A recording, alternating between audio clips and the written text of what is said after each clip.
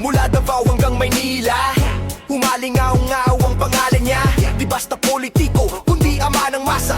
Boses na galit, kamay ng hustisya. Habang ang iba'y puro pangako, siya aksyon agad, walang paligoy-ligoy. Kalaban ng sindikato, tinapos ang kalbaryo. Ang gabi, naging ligtas sa bawat lansangan. Di niya pinilit magustuhan, basta tama, handang lumaban. Sabay sigaw ng mamamayan, yan ang tunay na presidente. Matapang na presidente, Tatang Duterte. Galit sa droga at kriminal, Tatang Duterte. Kalaban ng mga kurap, Tatang Duterte. Build, build, build, Tatang Duterte. Independent foreign policy, Tatang Duterte. Peace and order, Tatang Duterte. Pinatanggal ang mga abusado, pulis, opisyal, kahit sino pa. Basta kurap, tanggal sa pwesto, kahit mataas, walang ligtas. Mga tulay, kalsada, paliparan,